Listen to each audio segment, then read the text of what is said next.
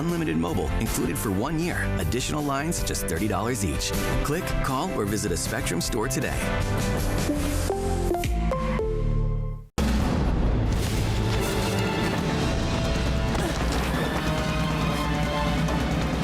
Even the mighty might not see it coming. It's prediabetes, and it captures 1 in 3 adults. But you can escape. Take the 1-minute prediabetes risk test to know where you stand and prevent or delay type 2 diabetes. Be your own hero on smartphones everywhere at doihaveprediabetes.org. Spectrum News Plus. Local stories, connecting communities. Streaming now on the Spectrum News app and free with your Spectrum subscription. I'm Sharon Tazwell. Here's your Spectrum News at 90. Pope Francis's casket is now sealed after 3 days of public viewing. The Vatican says roughly 250,000 mourners paid their respects to the pontiff. The Pope's casket will travel in a procession Saturday after his funeral in St. Peter's Basilica to Rome, where he will be laid to rest. Delegations from at least 130 countries and international organizations are expected to attend the service, although the interment will be private. Yes, the tomb should be simple and with essential things that respects his life. A Milwaukee judge arrested by federal authorities and accused of obstructing an immigration arrest. Judge Hannah Dugan appeared in court on Friday before being released. Her next appearance is May 15th. Her attorney said she wholeheartedly regrets and protests her arrest, and it was not made in the interest of public safety. Luigi Mangione pleads not guilty to federal charges in the killing of United Healthcare CEO Brian Thompson. He appeared in a New York courtroom Friday. Prosecutors have also formally declared their intent to seek the death penalty against the 26-year-old. Mangione has already been indicted by a grand jury on 4 federal charges. No trial date has been set for either case. That is your Spectrum News at 90.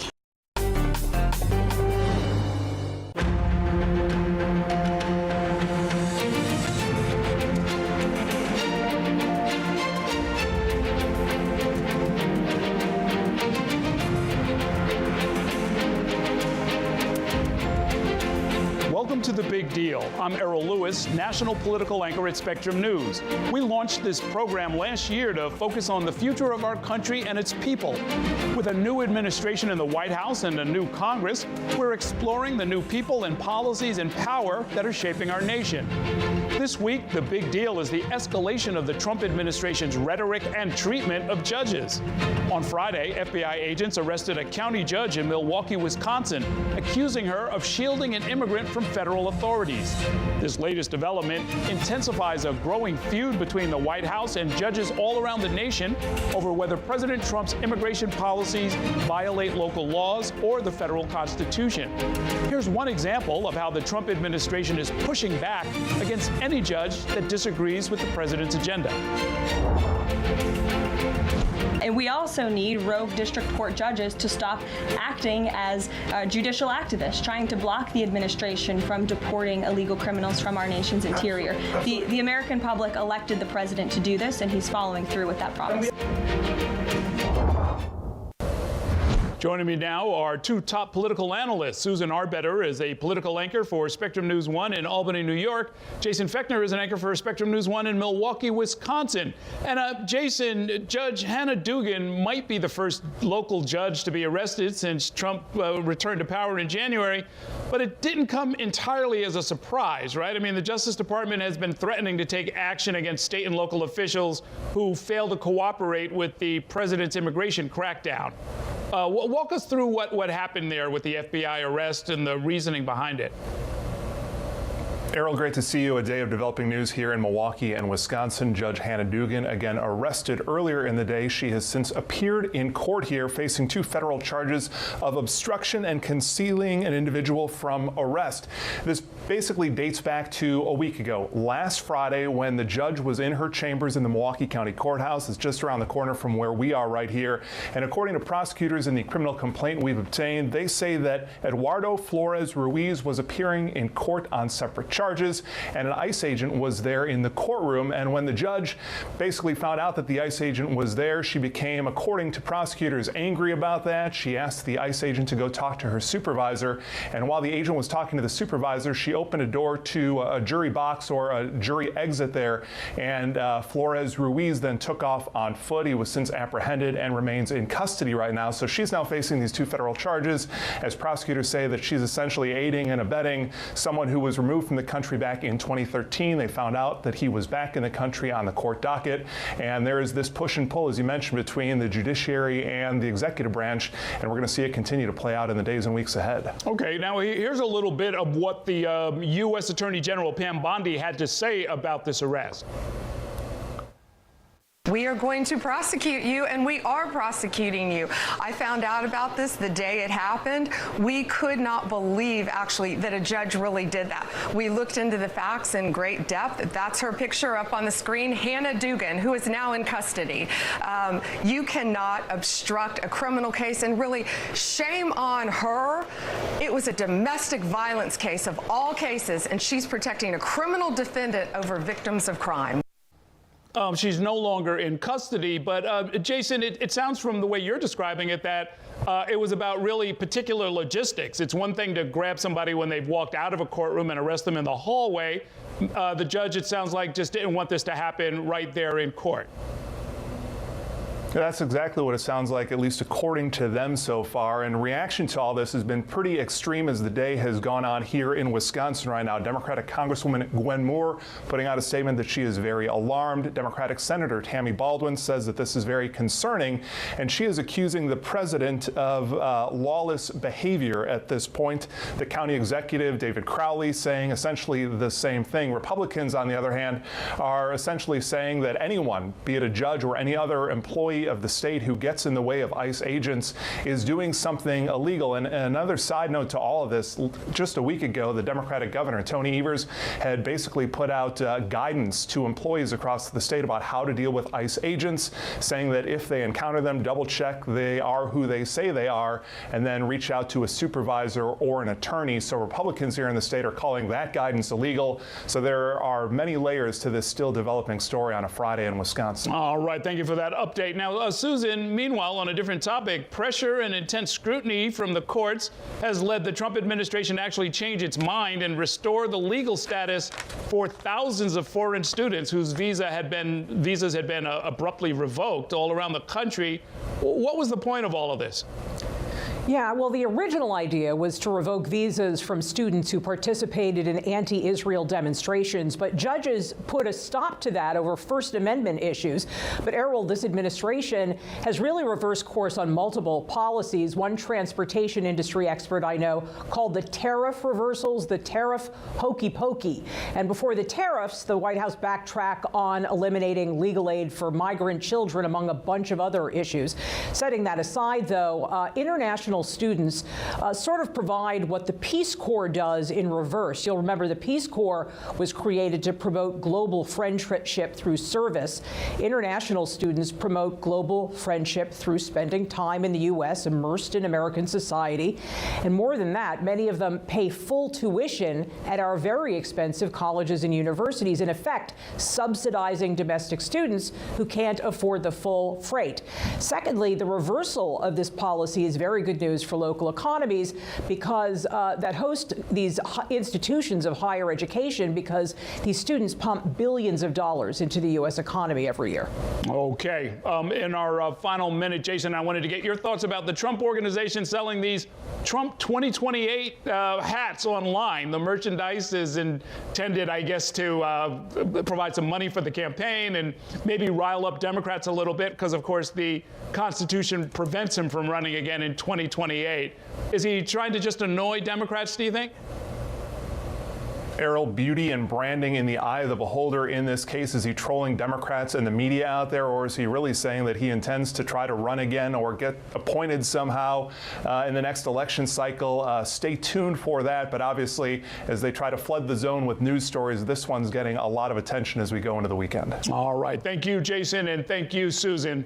Coming up next, big tech has landed in court. Google and Meta are currently fending off breakup threats. We're going to talk it over with the former chair of the Federal Federal Trade Commission. That's coming up next on The Big Deal.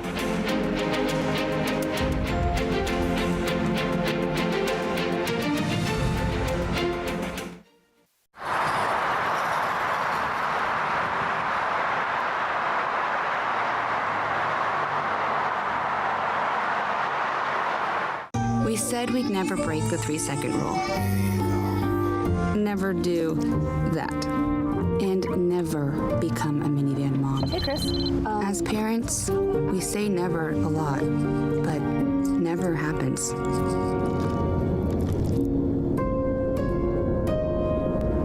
So when you say you'd never leave your child in a hot car, know it can happen. Before you leave the car, always stop, look, lock. Bring it to the party. Bring it to the top. Bring it to the party. Enjoy, unwind, connect with Spectrum TV On Demand. From the latest hit movies you've been waiting to watch to your favorite comfort shows and more, all available instantly for you to stream. Create the all-around entertainment experience you've always wanted with Spectrum TV On Demand. Browse over 80,000 on-demand titles today. I'm an ex-drug dealer, and I'll be your sub today.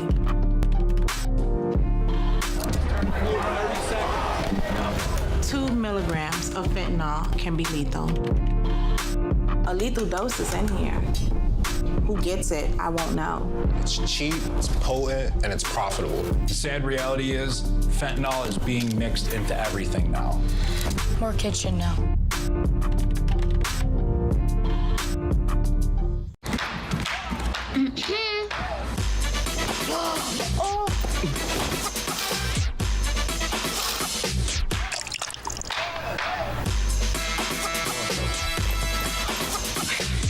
You're not gonna get it all right. Just make sure you nail the big stuff. Mama! Like making sure your kids are in the right seat for their age and size. Get it right at nhtsa.gov/the-right-seat.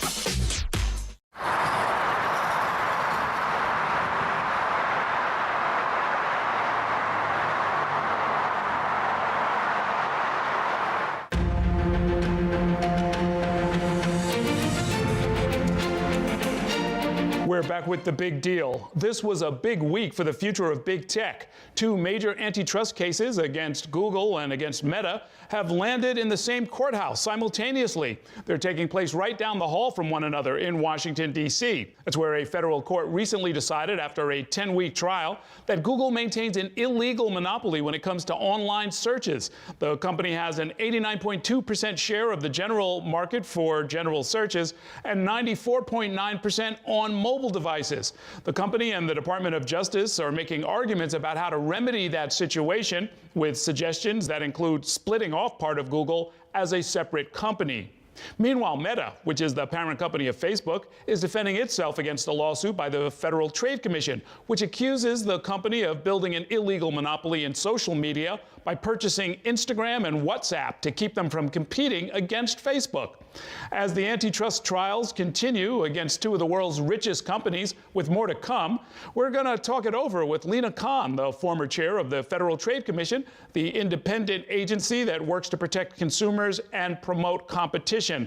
Thanks so much for joining us, Ms. Khan. And I wanted to jump right in. Your agency successfully argued in court that Google's 89% of online searches and 95% of mobile searches is not just due to technical prowess, but because of practices like paying billions of dollars to Apple and other companies to make Google the default search engine when you buy a new iPhone, for example, or by pre-installing Google Search on Chrome browsers. For my viewers at home, what is the harm to ordinary consumers when those kind of practices take place? Well, great to be with you. And this was a successful case brought by the Justice Department, and they won a resounding victory. And really, this case is about whether Americans were ultimately harmed given the lack of competition in online general search. And so the lawsuit alleges that Google has monopolized how people can do general searches online. And that has meant that rival search engines, that specialized search engines have not really been able to thrive and scale in the way that they should have been able to in a fair and competitive marketplace. What that means practically for people is less choice and less innovation, right? There were upstarts with good ideas, better ideas, with more specialized expertise that were never able to fully succeed because of Google's tactics. So now the Justice Department is now arguing that Google should spin off its Chrome web browser business, perhaps, or maybe its Android operating system business for smartphones. How would that restore competition in the search engine business, especially with the use of AI chatbots becoming more popular? Yeah, it's a great question. And this is really about the reality of how people conduct online searches in today's day and age. And a lot of people end up searching through their browser. The browser ends up being a key gateway for online searches, a key entry point. And so the Justice Department's argument has been, in order to fully allow another company to kind of restore competition, we should consider whether another company should own Chrome and therefore be able to own another key entry point into online search. And so that's the key argument. And we're going to have to wait and see what the judge ends up deciding. Okay, now I'm shifting over to Meta. The antitrust case against that company actually preceded your time in office. It was brought by the first Trump administration.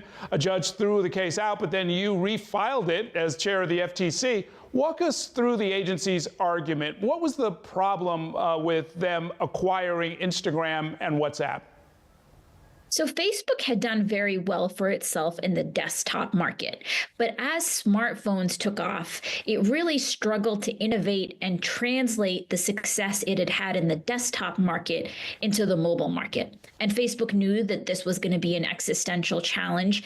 And it started to panic as it watched firms like Instagram and WhatsApp really take off. These were mobile native apps. They had features that Facebook struggled with, and they were experiencing astronomical growth.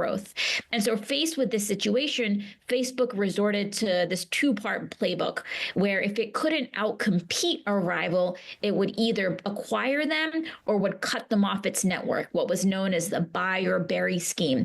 This scheme violated the antitrust laws, and that's why the FTC brought its lawsuit. Is the remedy in that case to simply divest and undo those transactions as far as you're concerned? Yeah, I mean, all options have to be on the table, but the obvious remedy would be to divest both Instagram and WhatsApp. Okay. Now, Meta and Google are not the only tech giants facing legal pressure. Amazon and Apple are also suspected of possible antitrust violations. And we couldn't help but notice that the tech CEOs like Mark Zuckerberg, who runs Meta, Sundar Pichai, the CEO of Google, have donated large sums of money to President Donald Trump's inaugural fund. They seem to be trying to cozy up to the new administration. If the president were to intervene in these cases, what would it signal for the future of antitrust law?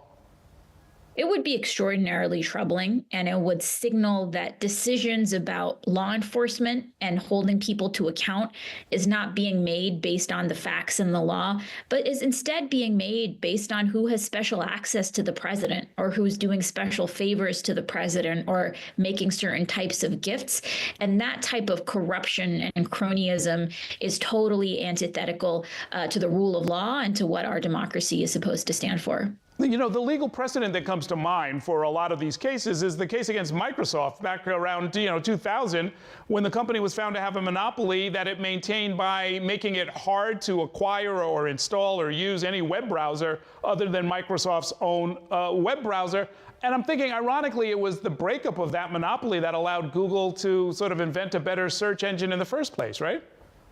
That's such a great point. And you're so right that the antitrust action against Microsoft was absolutely vital for loosening its chokehold and allowing companies like Google, like Facebook, to really enter the market and expand and grow without being killed in the crib by Microsoft, which was so dominant. You know, I wonder in our last minute if it's hard to kind of fully explain that. I've lived through a few cycles of this. I remember when they broke up the Bell system because one company controlled 90% of all overseas calls, local calls, national calls, and they broke them up into Verizon and a bunch of other so-called baby bells, and it worked out well for everyone, including the investors in those companies. Everybody made more money over time, and there was more choice, more innovation, and so forth.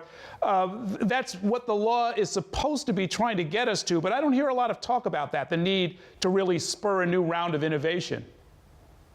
It's key. And, you know, when I was at the FTC, I would hear from a lot of entrepreneurs and startups and small businesses about how all they want is a fair chance to compete, and fairly enforcing the antitrust laws is absolutely critical for that. Okay, well, we thank you for all the work you've done, and thanks for coming on to talk about it tonight. Thanks for having me. All right, we are not done just yet. Coming up next, the death of Pope Francis has triggered the start of a centuries-old ritual of how to pick the next leader of the Catholic Church. We'll bring you a report from Vatican City next on The Big Deal.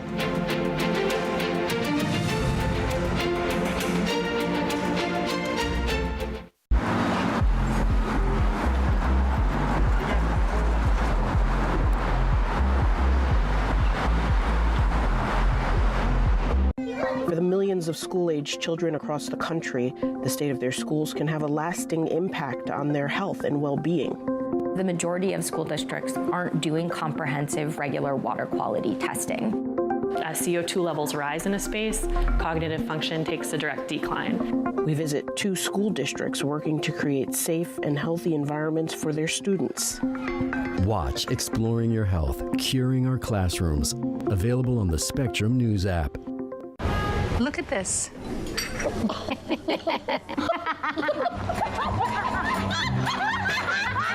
Sunshine, lollipops, and rainbows. Everything that's wonderful is what I feel when we're together.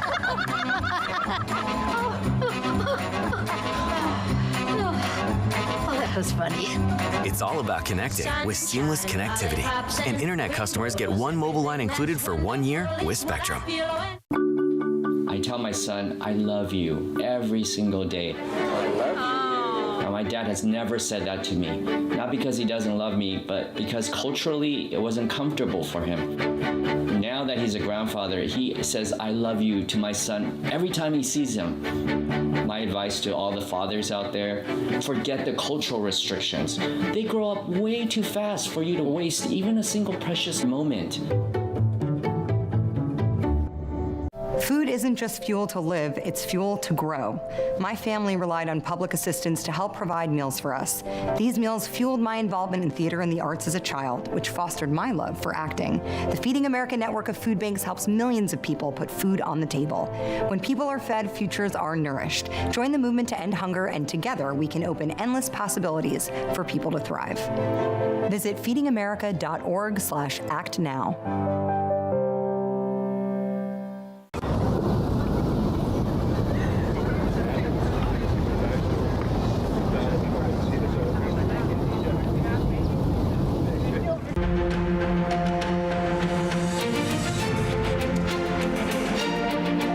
Welcome back to The Big Deal. The death of Pope Francis means the Catholic Church will soon begin the secretive process of selecting a new pope. 135 cardinals from all around the world are on their way to Rome. They'll arrive in the coming days and participate in what's called a conclave, a secret meeting where they will anonymously vote for a new pope. As this centuries-long ritual plays out, the world's 1.3 billion Catholics are wondering who will succeed Pope Francis and what direction will the new leader take the Catholic Church. Meanwhile, here in the United States, what will the next pontiff's relationship look like with President Donald Trump? With more on this week's Other Big Deal is Philip Crowther. He's an international affairs correspondent for the Associated Press, joining us from right outside the Vatican in Rome. Great to see you, Philip. That's a wonderful looking shot there. You've been in Rome for the last week, covering all of the latest developments. What is the mood like in Vatican City right now?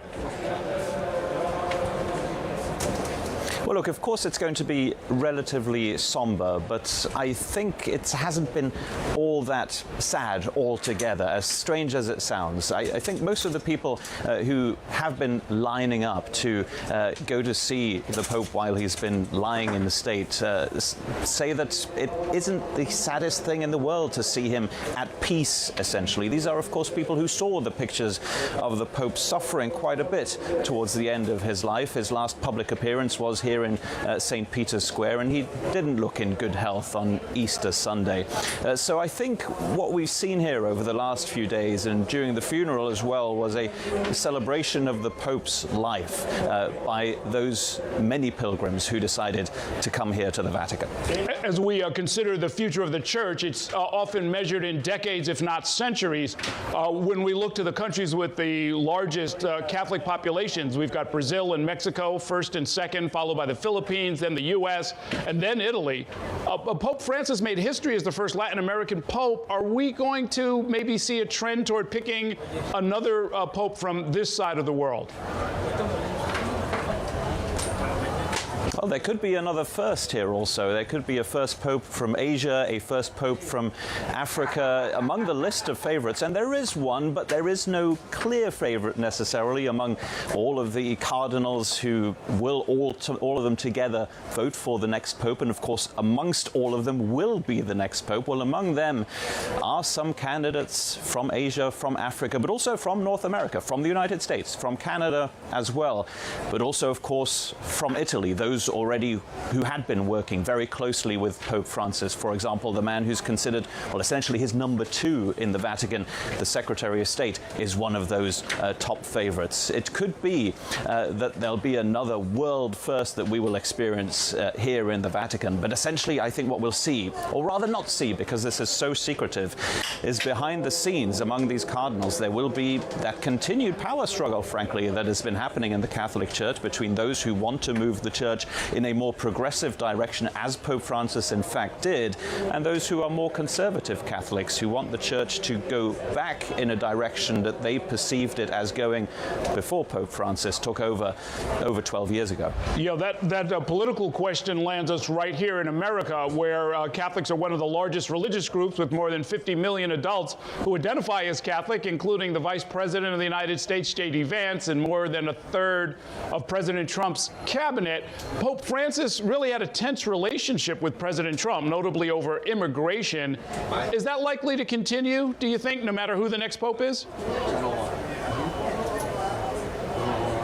Well, most of the relationships that President Trump has are at least contentious at one moment or another, aren't they? And even with Pope Francis, they were. In fact, almost a war of words, you could say, between them at one point about how President Trump dealt with immigrants. And so that is something that could continue, depending on who the next pope will actually be. A very contentious relationship, this one.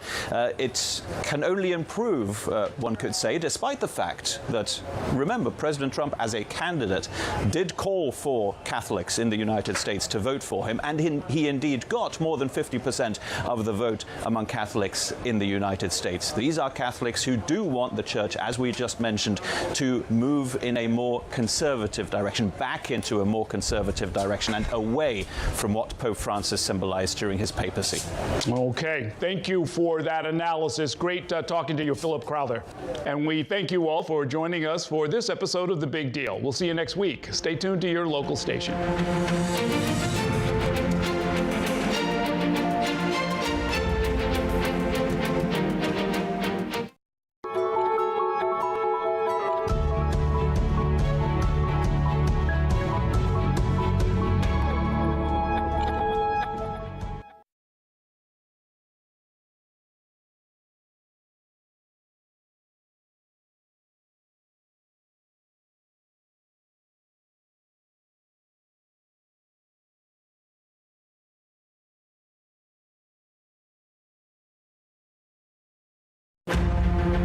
Friday nights, The Big Deal with Errol Lewis, where Spectrum News' local political journalists break down the most important issues shaping our nation. Our journey towards improving mental health health doesn't always present a clear path. Every Thursday on Your Mental Health, we listen to voices across our communities, discussing the challenges of everyday life and presenting accessible resources to guide us along the path to our well-being, providing hope and empowering choices that light the way to a healthier you. Your Mental Health with Dr. Nicole Clark, Thursdays on Spectrum News Plus, available on all your favorite devices. It's game time at the arena, and 20,000 fans are looking for a win. With an ultra-high-speed network and seamless Wi-Fi, fans can get in the door fast and share the game's best moments in real time. And with Spectrum Business committed to keeping them connected 100% of the time, they won't miss a second of the action. A secure, reliable connection from Spectrum Business means the fan experience is a guaranteed win.